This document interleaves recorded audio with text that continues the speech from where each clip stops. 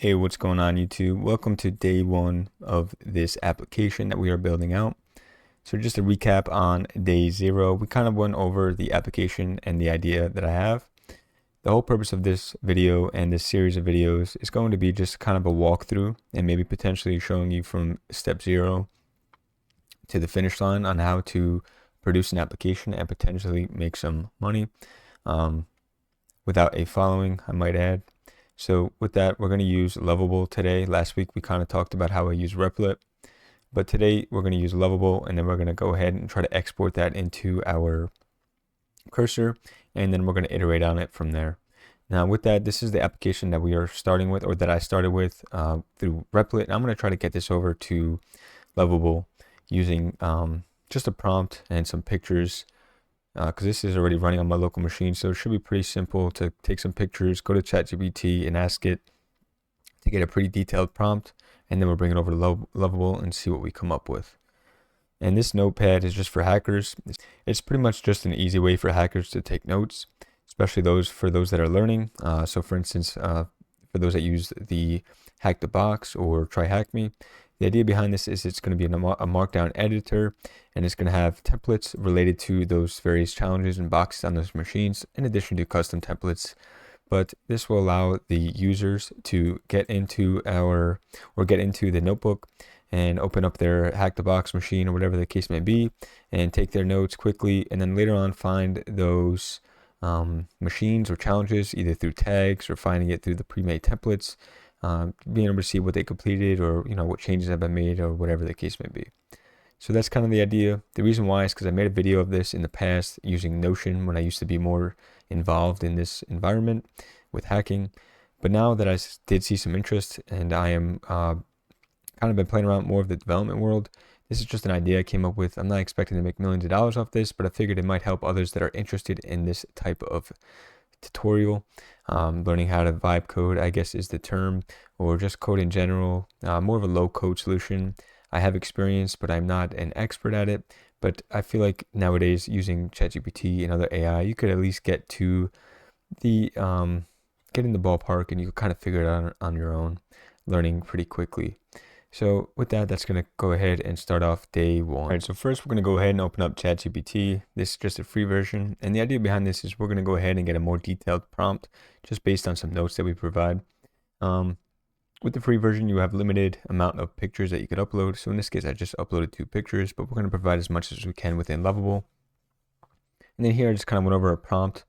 You could kind of pause the video here if you want to read it, but it pretty much just gives it a basic understanding of what we just talked about and the purpose of this application. And then it kind of gives us a detailed prompt or some notes, I guess.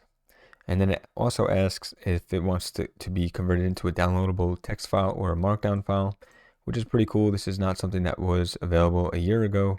So I just said yes, let's put it into a text file. So I'm going to go ahead and download this file now.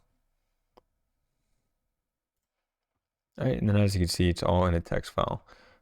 Just a quick and easy way to go ahead and just do Control A and then Control C for copy. And then we're going to head over to Lovable. All right, again, this is also the free version, but as I mentioned in day 0 video, I'm going to probably purchase one of the two, either Replit or Lovable, depending on how it goes. And I plan to continue to do these videos and develop applications. So with that, we're going to go ahead and paste that in here, and then we're going to add some pictures. All right, so all I did was I just took some snapshots of the web app, and that's pretty much it. So let's go ahead and click on upload or enter, and we'll just kind of see what we get. All right, so let's see what we got. So it actually looks pretty promising, pretty similar to what we already had, although I do see some errors already.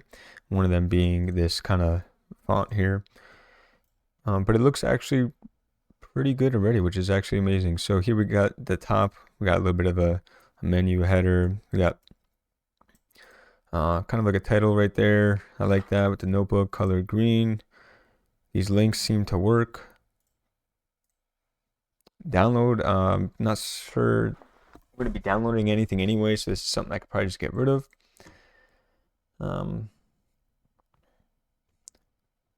Yep, so then we'll move down. This is kind of what we talked about. Similar to what we have already running in our current environment, example of the notepad, some features, some cards with the features. I'm not sure I'm a big fan of the icons though. So as you can see on the other one, I think it was kind of more the color scheme. So I'm going to kind of maybe adjust that in a second. Same thing with up here. Which honestly, some of this is going to change anyway because it seems like... Anyway, this is just the first version of it. One thing I do like here is that in the other version, which I never got to figure out or edit yet, is as you can see, it was kind of cut off here. So with one iteration on Lovable, it was able to pretty much get a more clean version of the pricing section, which I love. Not sure what this link does. Looks like it's just a dead link. It's got the questions. Cool. I'm digging it. I think it's a good start. And we'll just kind of verify the hyperlinks work. So here the features work, pricing works. And then if we go into the demo, it looks like the notepad also works. I noticed that the text, maybe we need to change the default text here. Doesn't seem like I could really do anything else yet. Doesn't seem too functional. Okay, that's the preview, which looks nice.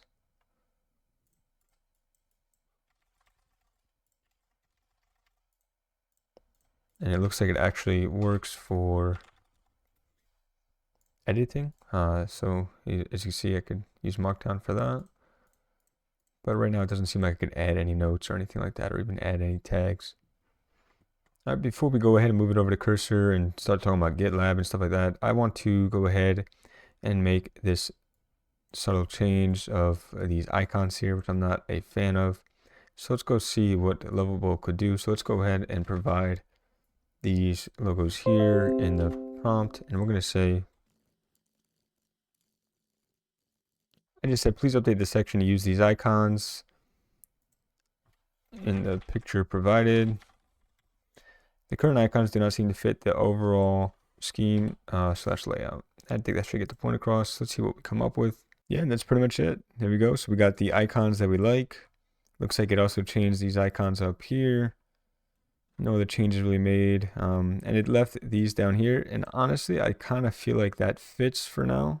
I don't know why. I just feel like that kind of fits in this section. Maybe it's just the colors or just something to stand out in this little pricing section. So I think that looks good there. So let's go ahead and make one more change for the time being. And we're just going to get rid of these two buttons here. So let's just go ahead and say, I just said, please remove the try demo button and the download button. Leave the try demo button in the main menu in the header, but remove the one beneath your ethical hacking notebook. I definitely could have said that differently, but it seems to understand what I'm trying to say. All right, just like that, it went ahead and it removed those two buttons. And honestly, I think this might be it for this first iteration. We could leave this for now, although I don't think some of this is going to apply. Like, we don't need a Pinterest. I'm not sure if we're going to dive deep into the socials on this, but a lot of this might change, like blog, and these are all dead links anyway, obviously. But I think for starters, I think this is a good starting point as far as the landing page. And then we're going to have to obviously iterate on the demo notebook here, but that will be in another video. So let's go ahead and close this portion out.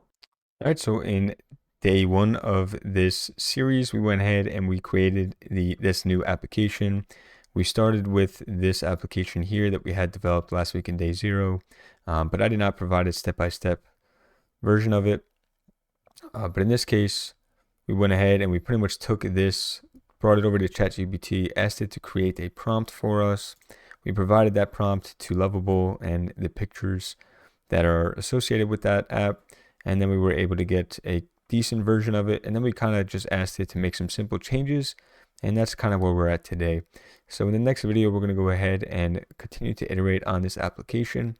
First, we're going to go ahead and sync it to a GitHub repository. Now, the reason why we would do that is mainly for version control. especially when you're going to go ahead and use AI in this kind of vibe coding environment, because there's going to be a lot of learning and a lot of mistakes that are going to be made.